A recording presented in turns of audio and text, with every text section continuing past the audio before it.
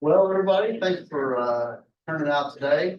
Hold on your hats because next week we'll have Neil Calkins, and I think we'll have the Algebra too. Speaking, it should be a fun one. I am going to try to get her done in an hour, so we'll see if that can happen for us here. So I'm going to show you a technique, let me say not the way, but a technique to solve this thing.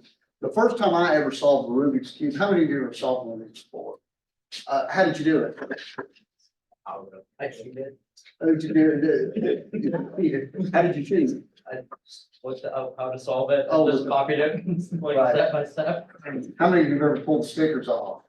That's not a good way to cheat. Okay? You should take a screwdriver and pop it apart. Stickers that they never stick back right. So if you want to cheat, take it apart, or you looked on the internet. The first time I ever solved a Rubik's Cube, I did it with a pencil piece of paper.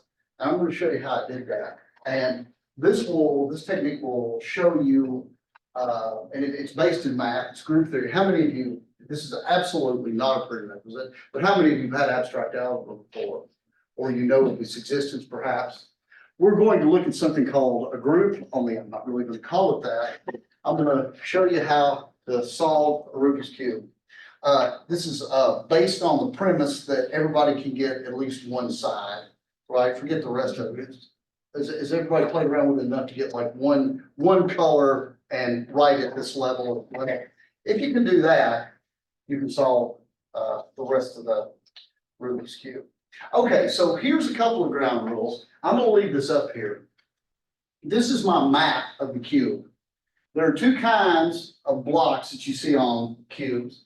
I will call some of them corners, like B here, and they've got three colors on them.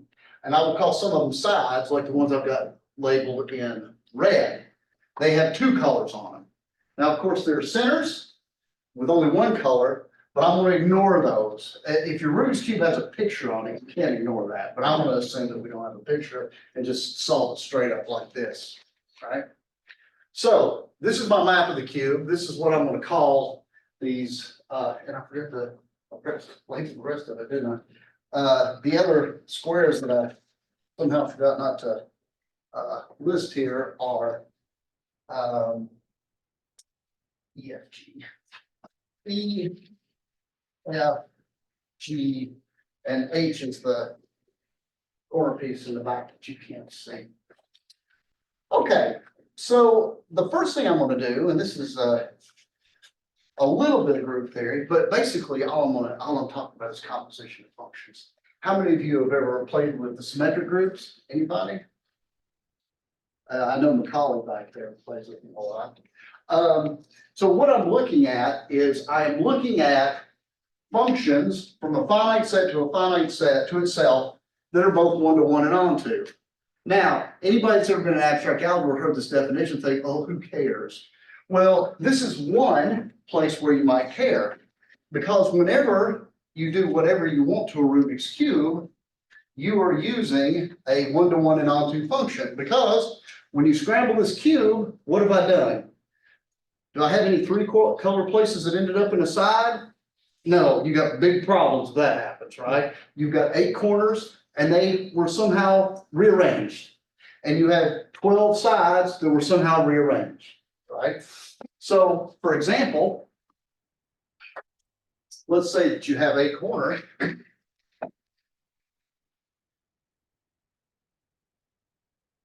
How might I rearrange these things? After I scramble the cube, forget it, I do need an 8. After I scramble the cube, I rearrange these things. Maybe 1 goes to 4, right? Maybe what was originally in the place of, well, say A goes to F, for example, right? Maybe 2 goes to 1, maybe 3 goes to 5, 5 goes to 3, 4 goes to 2, 6 goes to 8, 7 goes to itself, like this. Would everybody agree that that function is one-to-one and onto, right? Everybody's paired off, everybody's happy, right? Now, there's one one-to-one and onto function. How many of them are there? And that is right. 40,320. So that's gonna eat up the rest of my hour, writing all these down, right? But there's an easier way to write this, right? I'm gonna write it this way. Where does one go? It goes to 4. Where does 4 go? It goes to 2. Where does 2 go? Goes back to 1, so it cycles off. So this little thing right here just means, hey, 1 goes where 4 is, 4 goes where 2 is, and 2 goes back to 1, right? Now I haven't used up all my numbers.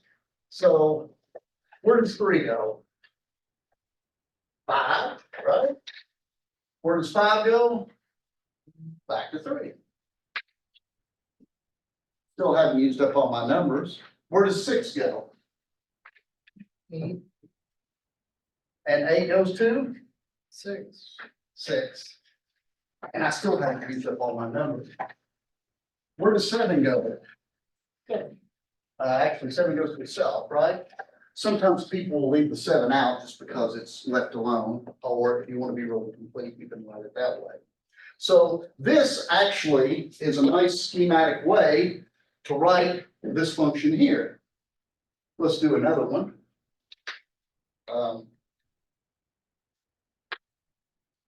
4, 5, 6, 7, 8. You all tell me.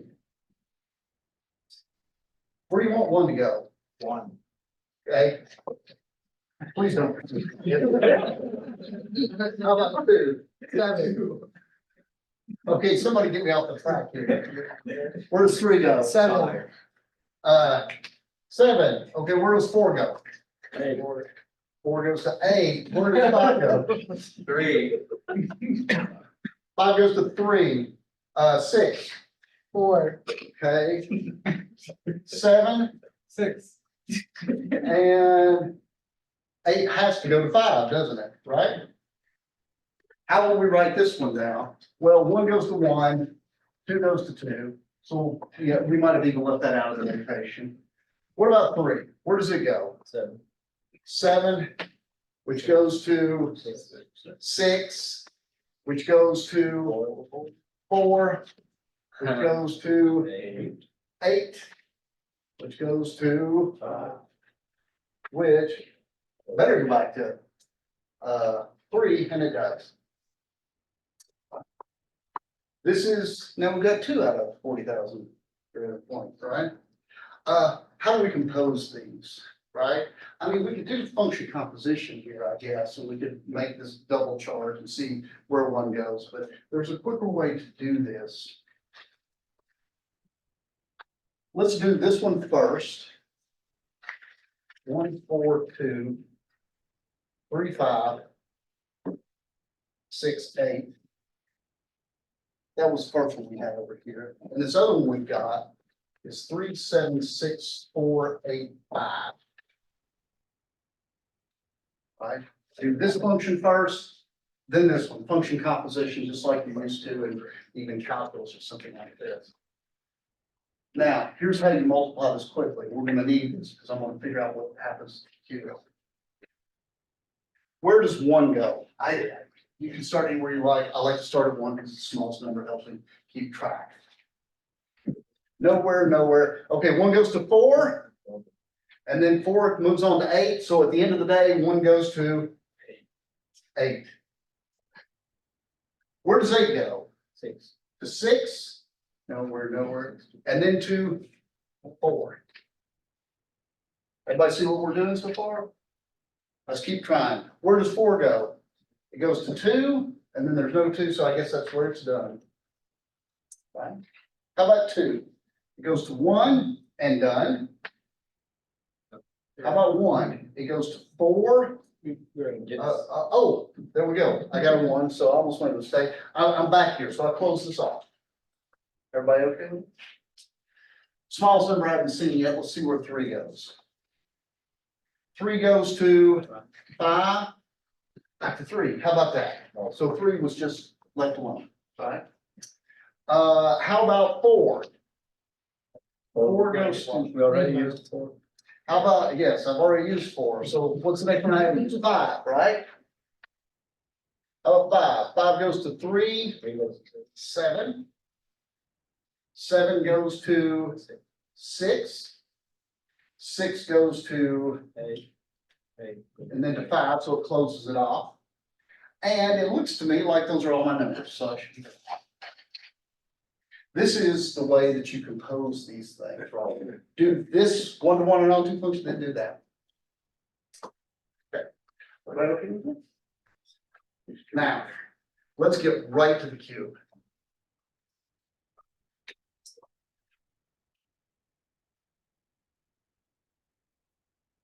So this is kind of a warm-up. Okay. I want to do the move. And I apologize for this, but I'm going to keep in the notation of what people that do cubes use. So what do I mean by this? Right, counterclockwise, down, counterclockwise.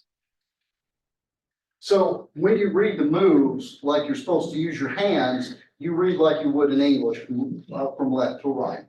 And the primes mean counterclockwise. With no primes, it would be clockwise. So when I do right prime, down prime, that means I turn this counterclockwise and then this counterclockwise, right? So this thing right here, really simple, right? Expresses this, right counterclockwise, down counterclockwise. Okay?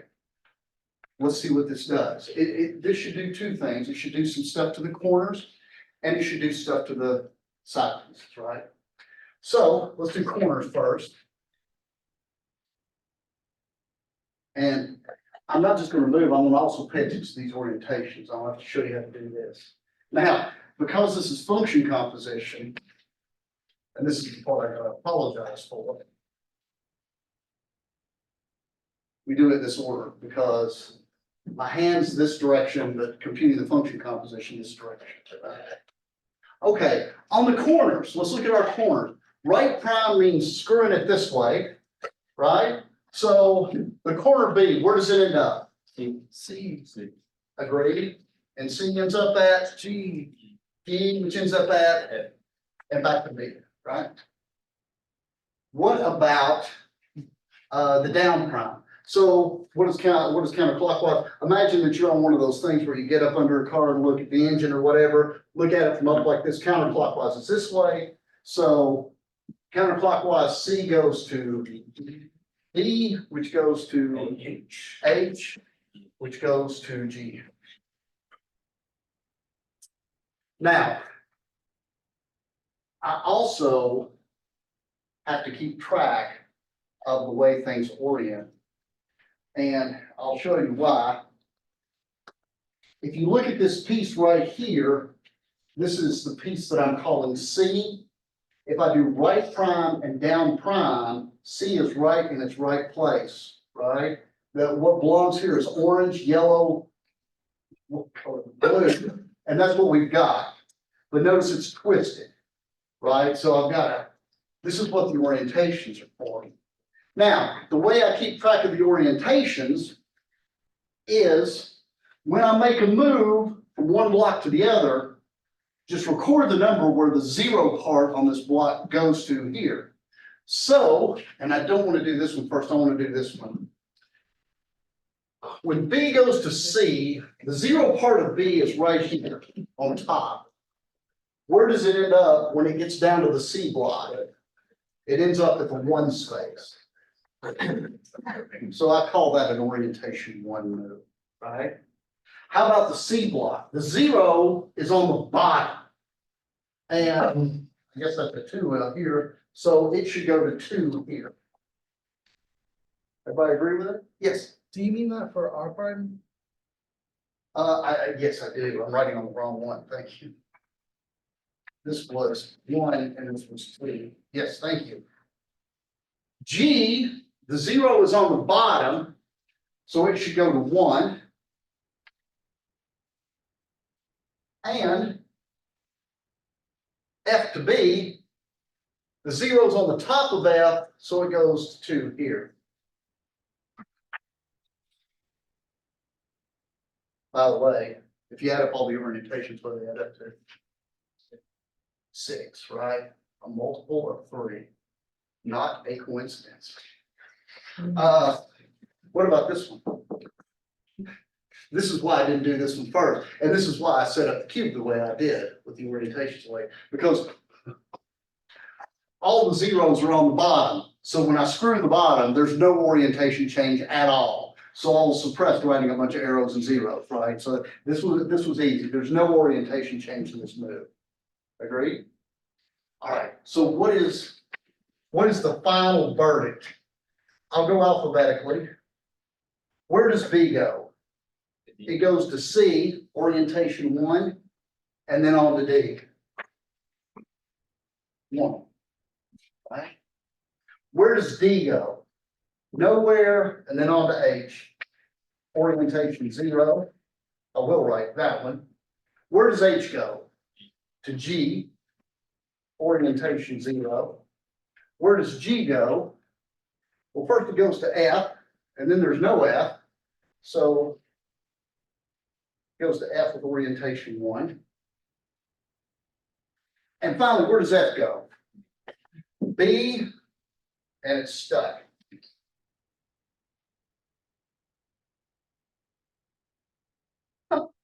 Let's go back to a multiple 3. Oh dear, can I not even count to 6? Yeah, handle the C stuff. There's one I left out, isn't there? There's good old C, which was actually the block that I pointed to earlier. What happens to C? G, and then back to C, but it's got that 2 orientation. So it ends up where it was, but it's spun. Now it adds up to 6. Multiple 3 anyway. Right? How about the sides? Well, that's E prime and R prime. Okay, for the sides, R prime looks like it's going to be 2, 5, 10, 6.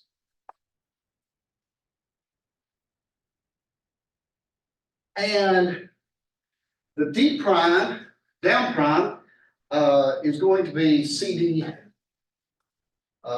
CD. But the the sides? sides. CD. 10, no, 10. Oh, yeah. How about using the sides? Yes, 9, 12, or 12, 11, 10, 9. There we go. Now, lucky me, I set this up again. I've got all zeros on the bottom, so this one doesn't do anything with orientation. Right? But this one does. Let's see what happens. When the 2 goes to the 5, I go, oh, actually, I guess it doesn't, does it? Because it looks like 0 goes to 0. And then when 5 goes to 10, 0 goes to 0. So this one doesn't change any orientations and sides, right? So I don't have to worry about the little arrows and the numbers here. 2 goes to 5, which goes to 9, which goes to 12, which goes to 11, which goes to 10, which goes to 6, which better go to 2, and it does.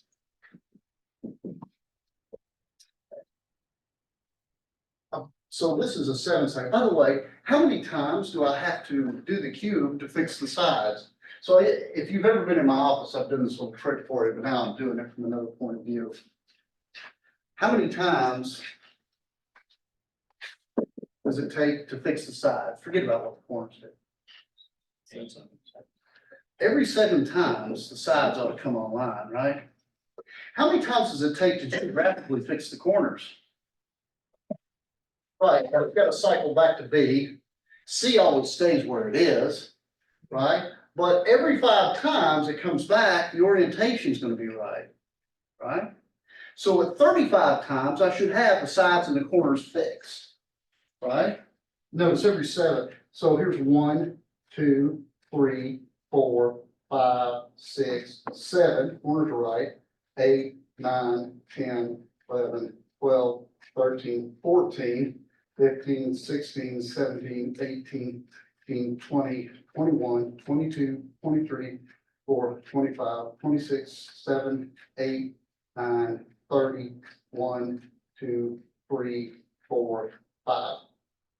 And what we have is a soft cube. And it really is. Geographically, this is correct. Right? What belongs here is blue, orange, and yellow, and that's what I've got. And I've got this in every position. It's geographically solved. What happened here? Well, notice every 7 times, the sides all look kosher. You got that cross every time, right? But this didn't, because they're usually kind of screwed out of orientation. So in me doing this 35 times, what I have is the sides are correct. But what happens is the corner, well, what happens if we go through 1, 2, 3, 4, 5, that's a 4, which is a 1. So after 5 times, you get a 1, and then I gotta get 7. 1, see, 1, it's H, E, F, 1, and C. Let's see, that's 35 times 2 is 70, which is 1 left. Yeah. So these are all rotated exactly the same. They're all 6 of these corners are geographically correct, but they're out of whack. Okay, so does everybody feel comfortable doing that? I see what we're doing there as far as keeping track of that? So after 105 times, you do that to. That's exactly right, because doing that 35 times, it's like God took these 3 and turned them, 120 degrees. And so if you do that, like if you iterate that a total of 3 times, it'll be back. So yes, the order of that particular move is 105. Okay, so what I'm going to do is I'm going to solve the cube with a little bit of luck. So first of all, I'm going to assume, hopefully it's not assuming too much, that I can get one side. And here we go. Now, when you come to this point, and I think most people, if you just kind of play around with the cube, you can get this much, right? You can get one side. But now this is when, you start biting your nails and whatnot, because you want to, let's say I'm going to take the strategy, I want to get 2 rows, right? Well, now it's hard because what you fixed here is blocking you, right? You don't have the degrees of freedom that you had anymore to move this around. So how do you get around this?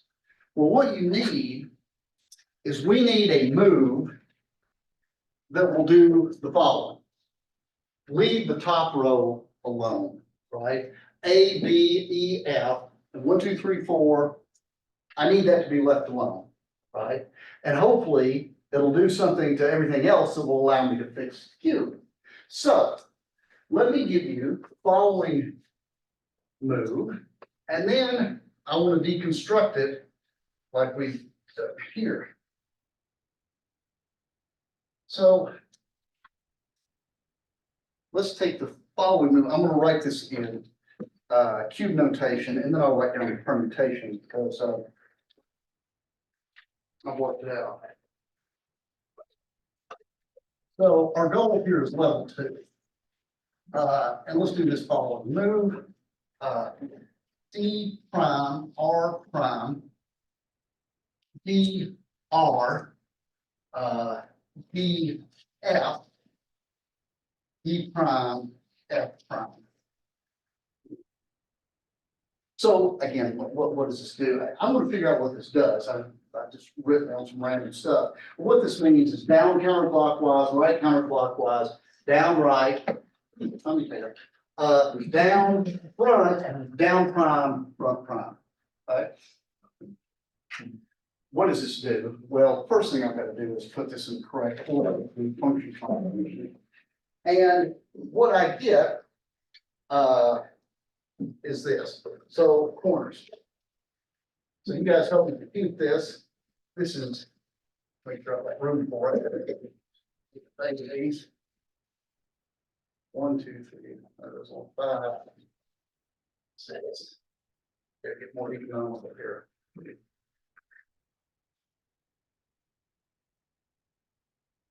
1, 2, 3, 4, 5, 6, 7, 8. Works. Okay, so I put these in the correct way. C, D, H, G, A, B, C, D, G, H, B, C, F, G, C, B, D, O, C, B, C, G, F, and finally C, D, H. Now notice again, I'm running these backwards, right? This is really down prime, R prime, down, right, et cetera, et cetera. Now, I also got to record the orientations. And fortunately, the way I set up the orientations here, most of these are just big fat zero orientations. In fact, the only ones that change are the ones that have the D's and the F's, or the A, B, C, D, the front ones and the ones with the F in them. And what I got was, this is a 2, 1, 2, 1. And so backwards, that's 1, 2, 1, 2. And this one here is 2, 1, 2, 1. And this one is 1, 2, 1, 2. Just doing what we did with seeing where the zeros go. Everybody okay with that? Now, just for giggles, I'm going to start off with, what am I going to start off with? I'm going to start off with D.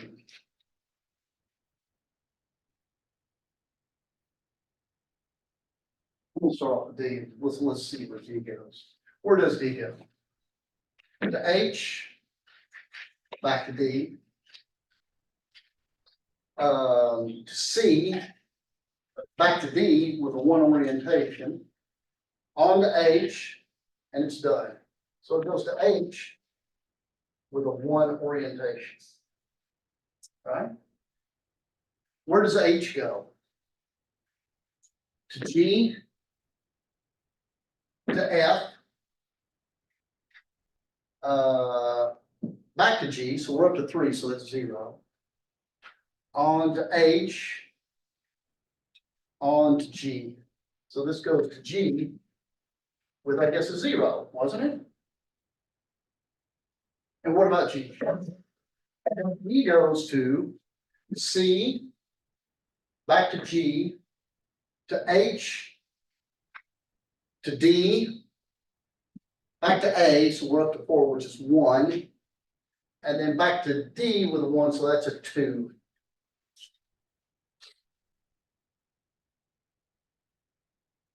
And I think that you will find, if you test everything else, then nothing happens. So let me go through a couple of examples.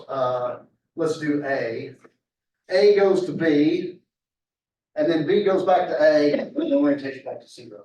So it screwed it and it unscrewed it a little bit. What about B? That's a little more complicated. But B goes to C, and then to G, and then to C, so we're up to 2, and then to G, and then back to C, and then back to B at 3, so it's 0. So B did quite the little do-si-do, but at the end of the day, it ended up back where it was with no orientation.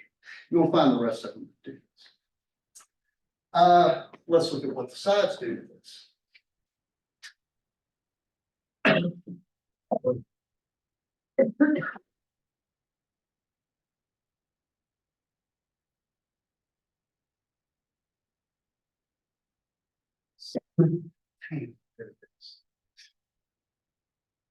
Is that water? That's in the butt. 3, 4, 5, 6, 7, 8. All right, let's see what happens with the sides. If we do the same thing, recording like the little side dudes, I get 8, 9, 5, 1, 8, 9, 5, 1, 12, 11, 10, 9, 1, 5, 9, 8. 9, 10, 11, 12. 6, 10, 5, 2. 9, 10, 11, 12. And 2, 5, 10, 6. And 12, 11, 10. And lucky for me, this one with the orientations is especially easy because these ones and these ones all have zero orientation. So the only thing I have here is these are all ones. Notice the ones on the corners have to end up multiples of 3, and these have to end up multiples of 2, right? Because there's 2 sides and 3 corners. One.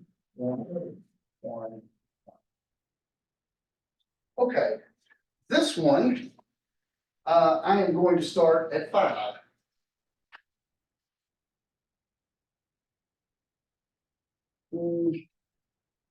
Right. Okay, what happens with 5? It goes to 5 goes to 10 to 11 to 12 to 11 with no orientation change. How about 11? It goes to 10 to 6, 10 to 11 to 10. No orientation change. 10 goes to 9, back to 10 to 5 to 9 with 1 orientation to 12. So it ends up at 12 with the orientation change of 1. 12 goes to 11, back to 12, to 9, to 8, back to 9 with a 2, which is a 0 in this case. So 9. And finally, and I should say 0 here. What about 9? It goes to 12, to 9, to 10, to 9, to 5 with a 1.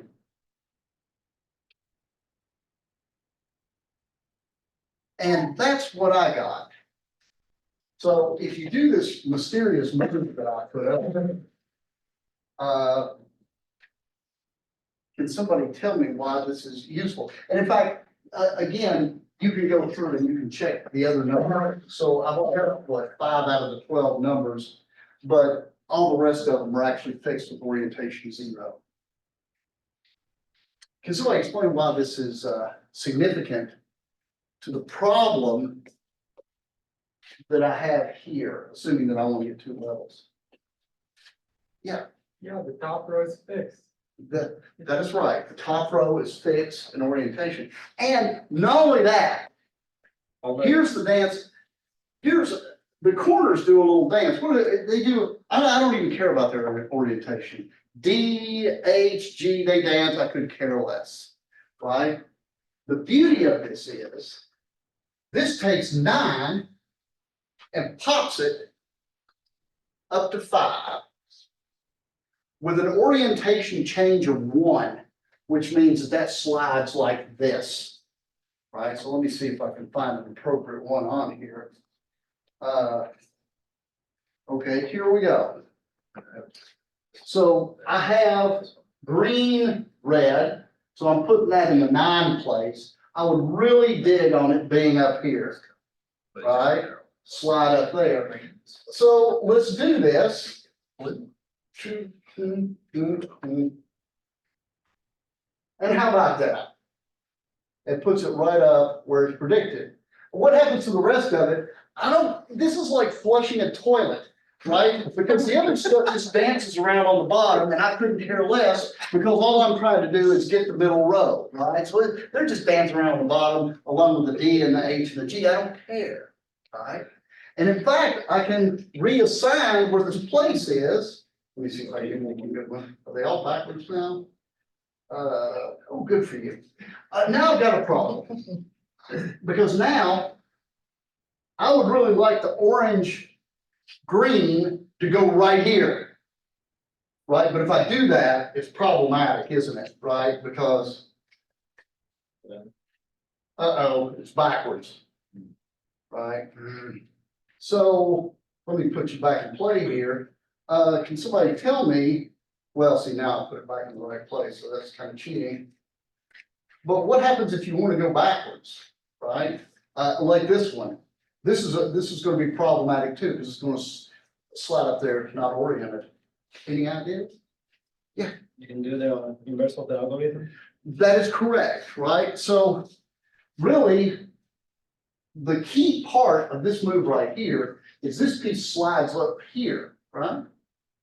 I'd really like the mirror image of this. So if you imagine this as sort of the plane of symmetry, instead of doing this dance, I want to do this dance. And I can do the mirror image of that move, which is, so I'm gonna write it down so that, you know. So with respect to that symmetry, so imagine the plane of symmetry goes through this corner, so it involves B, E, C, and H in the back. Then the mirror move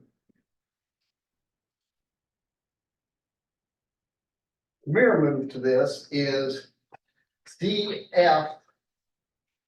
prime F prime, D prime R prime, D R. I think that's right, D F. And let me kind of explain why this works this way. The original move, so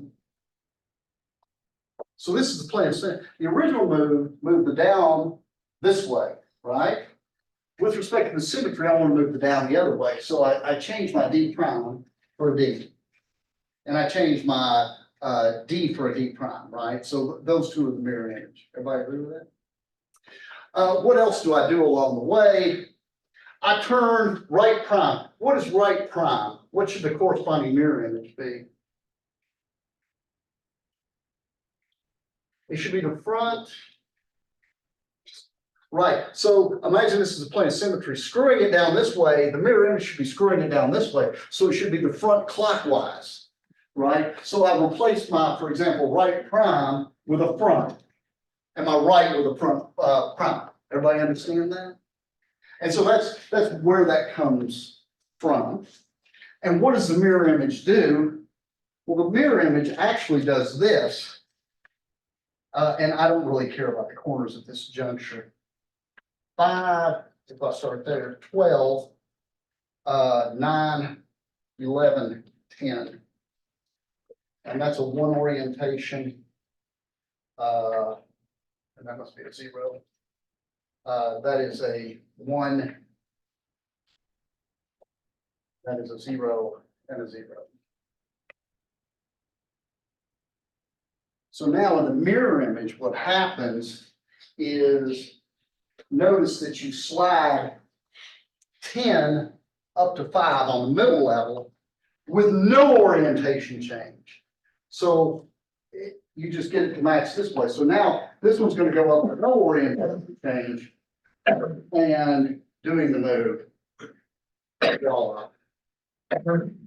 So this right here solves it. And what's the last one we have?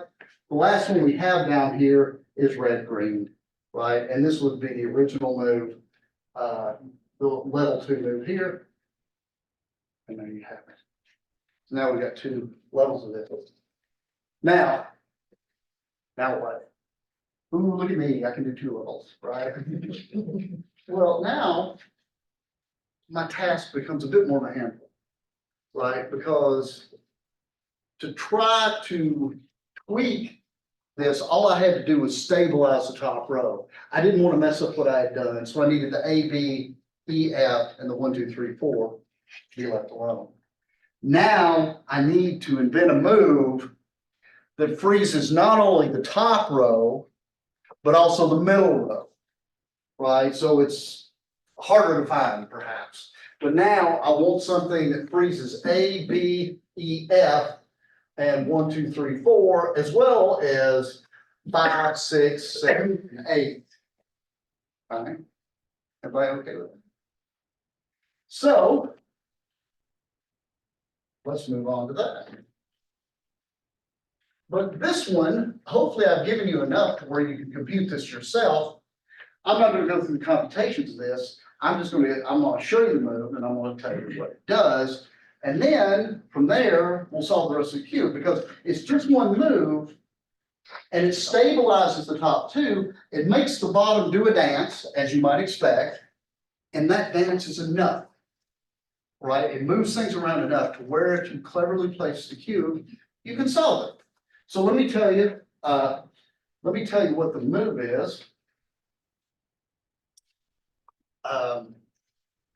And actually, even though I've got it stabilized, the previous move had 8 90-degree turns. This one only has 9, so I only need one more turn to get this one.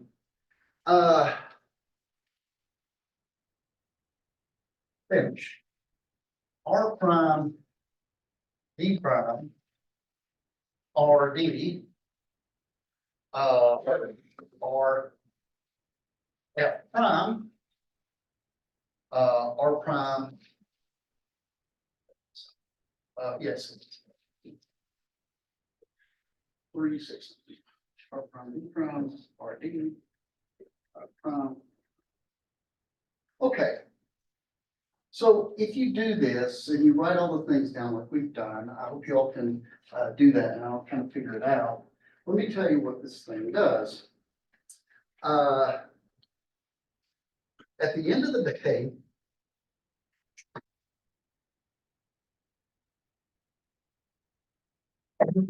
you don't love this. I know I do. CD, 0 orientation and 1 orientation. And H spins. That's all it does, right? You do this big dance of 9 moves, and all that happens is those 2 corners swap, and that corner way in the back just turns. And what happens with the side?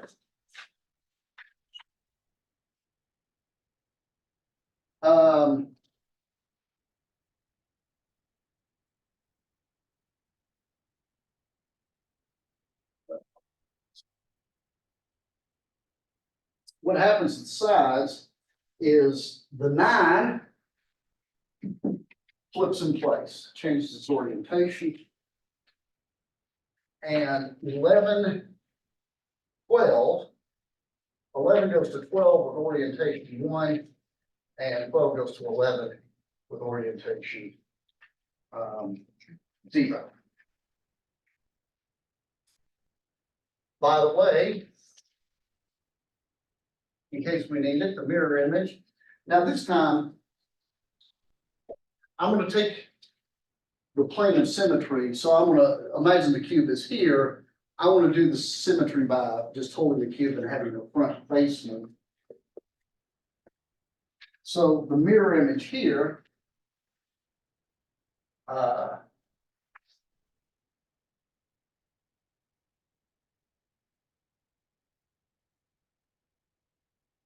as opposed to the kind of side plane that I had the other one. The mirror image here is, well, actually, it doesn't really matter. I'll write that down. Yeah, it is L, D, L prime, D prime, F, or D prime, L prime. F, L, F prime, D. Right, because here, the symmetry is about this. So moving the right counterclockwise, the mirror image is moving the left clockwise, right? And moving, for example, moving the front clockwise is the mirror image of moving it counterclockwise. Everybody okay with that? Now, let me tell you what the mirror or what this does to the bottom. And we should be able to finish the cube. So here's a map of what this does.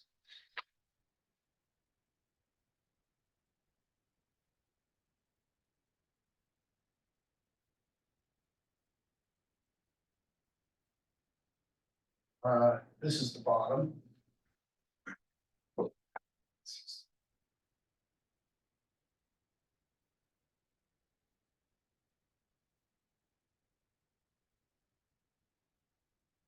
So notice, this move right here stabilizes the top two rows. So imagine that I take my cube and flip it up. So I'm just looking at the bottom because that's the only place where things move here. So what happens at the bottom? So I flip my cube up. So now the front's on top. So this is 9. So it flips, right? And 11 and 12 swap. This one's 11, isn't it? Yeah. No, that one's 12. This one's 12, this is 11. So 11 goes to 12 with a plus orientation.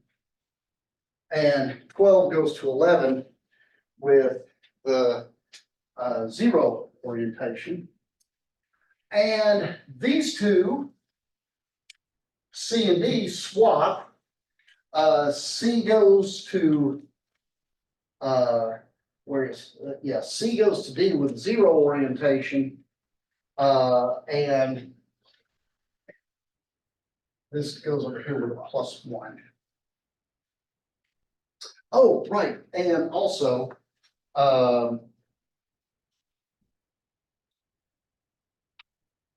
this is H. H is over here. There we go.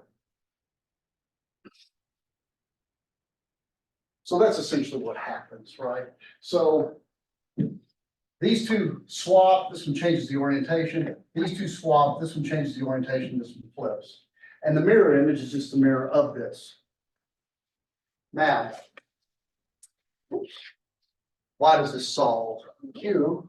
I will tell you if I can find it. Well, let's look at this thing. And I hope it's not too good. Okay. So I'm going to go about this just using this one move in stages, right? So I've got 2 levels here, right? The first thing I'm going to do is I'm going to get this geographically correct. And my first step is I'm going to get the corners correct, right? Well, I look at these 2 corners and they're wrong. Green, right, but this one, red, belongs over here. These 2 need to be swapped, right? Everybody agree with that?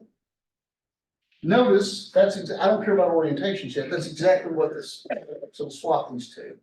So I'm going to do this move, my finish move here. And bang. Now these 2 are geographically correct, right? Notice it left the first 2 rows alone, and I don't care about anything else yet. Now, lucky me, these 2 are also wrong, right? But I'll do the move again. And what do I have? Now I have all the corners are geographically correct. And the sides are especially bad though. So now I'm going to try to geographically get the sides. Notice the green belongs here, the orange. So these 2 are swapped and these 2 are swapped. So what can I do about that?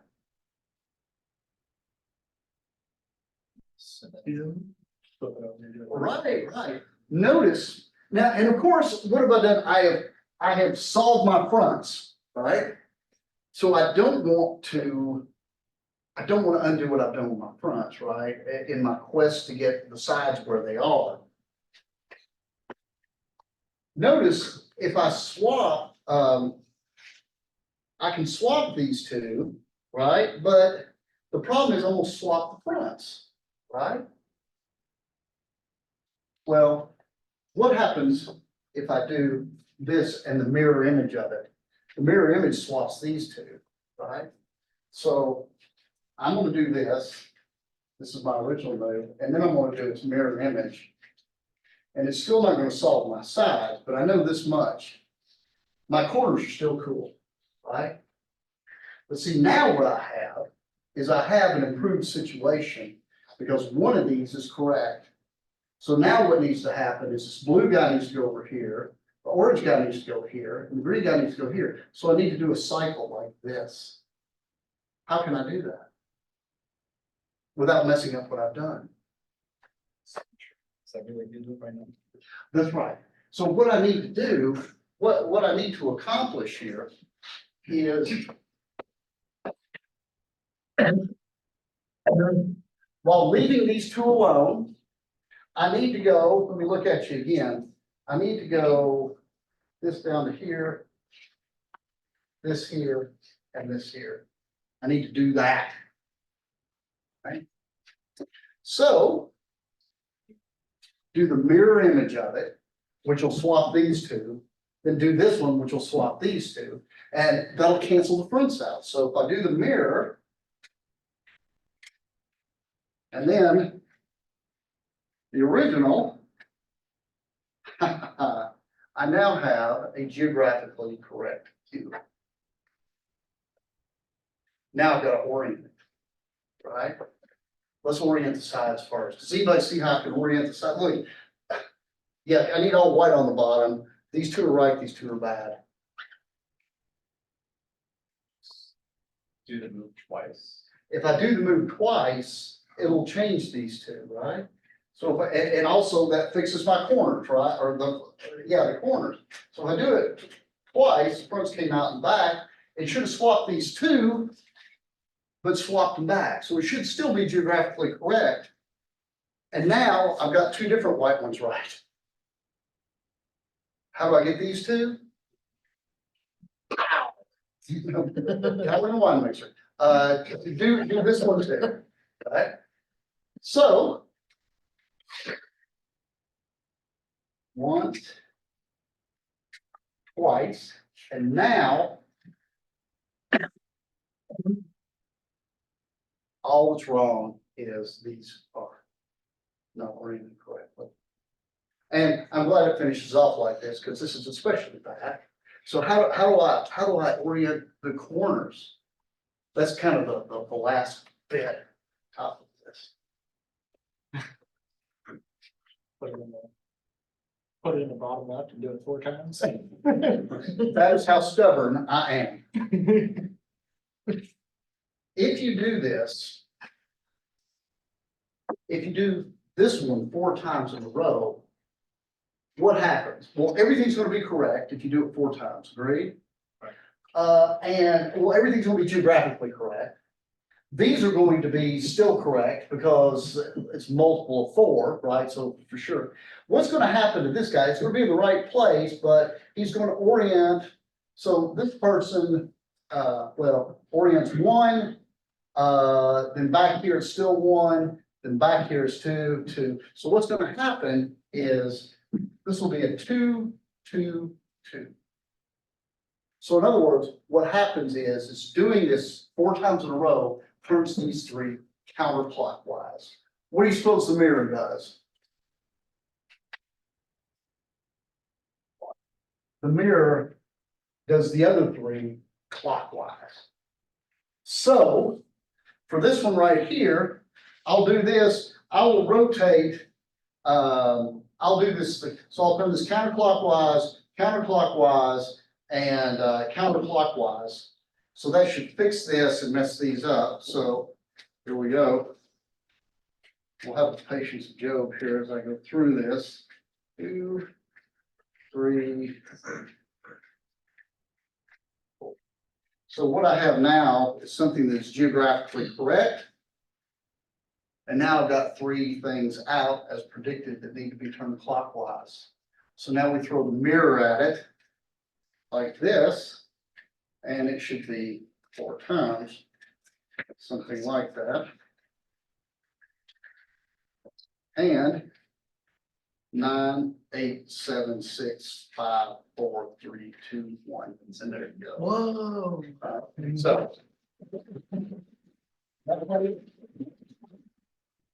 So these ideas, I think, will allow you, all you have to do is find something you want to stabilize, and you can just go crazy with this, right? And make up any kind of move that you want that's legal on the cube. And in fact, if you look, I remember seeing this when I was in grad school. I haven't seen this book in years, but I know of an existence of a book that's sort of a catalog of these kind of shortcuts and stuff. And actually, there was a topology professor at Tennessee that I knew very well from my REU group. And I looked in the book and like, there's like 10 of these moves credited to him, which I thought was kind of interesting. But anyway, that should give you, that's how I did it with a pencil on a piece of paper. And this should give you the power to do lots of things on the cube and certainly at least solve it. Any questions? Yes. How do you get these two, the finish and the one that revert the middle layer? How did I come up with the move in the first place? By playing, really. And actually my goal was just to stabilize certain parts of it. So I just messed around. In fact, here's something that I've never investigated. The one that for repairing the second row, the level 2 one, that may be enough to do the entire cube. I've never done that yet. Because you would actually have to iterate it quite a bit. Yeah. A lot more than this because it does, so you'd have to destabilize and blah, blah, blah. But I've never investigated that, but that may be enough to solve the entire cube. Yes. But you use the commutator for something special or Did I use a computer? the commutators? Oh, yeah. The commutators actually do come up in this, and it's a good way to sort of move things around. And in fact, have you seen the tetrahedron one, the triangle one? Yeah. That one is all commutators, right? I mean, and actually, the reason I know that that's easy is because I can solve that one without writing something down, right? So, but a lot of these things, commutators do a lot of stuff. That's for you. S3. Yeah. Other questions? Yes. Yeah, a favorite question, a question, which is, you're gonna go with, or what's the fewest number of sequences that can be used to solve the cube? So I guess I'm asking, what is the smallest generating set? Other than. Oh, the smallest generating set for Is the it cube? Two. Yeah, it's 2 generated, isn't it? Yeah. It's just like those two. Yeah, but I mean, like, any symmetric group is 2 generated, right? Well, any finite symmetric group is 2 generated. So, yeah, it's surprising. I mean, it's easy to come up with groups that are not 2 generated, right? Take Z2, Z2, Z2, right? Something like that. But actually, Matt probably knows this. A number of the sporadic groups are 2 generated, but do you know how many of them are? No. Okay, but there's a number of them that are actually 2 generated.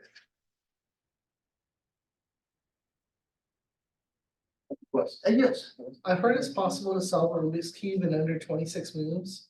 Is that correct? Do you know? Oh, yes, yeah. Well, Yeah. it is possible, but not practical. And in fact, the Rubik's Cube Club comes in here after this sometimes, but I mean, they do all these kind of wacky stuff at the contest. And one of the interesting things they do at the contest that I think is one of the contests they have is they give you a scrambled cube and you're allowed to inspect it for a while or something like this. But the winner is the one that gets it solved in the least number of moves. And that is a non-trivial thing right there.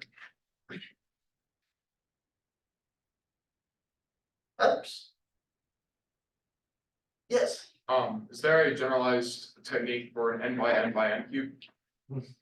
Oh, Yes. this will work, right? Obviously, it's much more complicated. But I mean, if you have an n by n Rubik's Cube, right, then this technique will work as well. But, it'll be harder to find stabilizers, right? Because there's a lot of stuff. Yeah. Were these the moves that you first came up with, or were they all longer when you first were just? I came up with these moves, but I'm not making any kind of claim that they weren't already out there somewhere. I just mean like, when you first did this, were these the moves you found, or have you just improved on them over time? When I solved it, that's a very demotivating thing for me to do, right? I solved it, it's like, okay, why would I look for anything else now? And it's funny too, because when I'm never gonna win any races, right? I'm never gonna be a speed cuber, but I've gotten to where I'm fast enough to where I can consistently do this in about a minute and a half. The best I've ever done is maybe about 45 seconds, and I gotta get real lucky about the way things happen. But the interesting thing is when I first came up with this move, I was gonna teach a governor's school class in North Dakota. And I figured out pencil and paper, okay, these are the moves I want to use, figured it out, I was happy with it, and I taught myself how to do it. because I figured I was gonna need this skill because I had high school kids. Yeah, you gotta fix my cube. You know, that was gonna happen all summer long. And so I wanted to be fairly quick. And so I played with the cube and played with the cube and played with the cube and it got to be about 2 weeks before governor school and I lost my notes. And I was like, oh gosh, I gotta come up with this again. But my hands remembered how to do it. And it was a really weird psychology experiment for me because I would start writing down what I did and I'd forget where I was. I couldn't do it, you know, but my hands could do it. But when I tried to record it, it seriously took me a long time to get it back. And I thought, you know, I'm gonna get old and I won't remember my kids' names, but you put this thing in my anyway.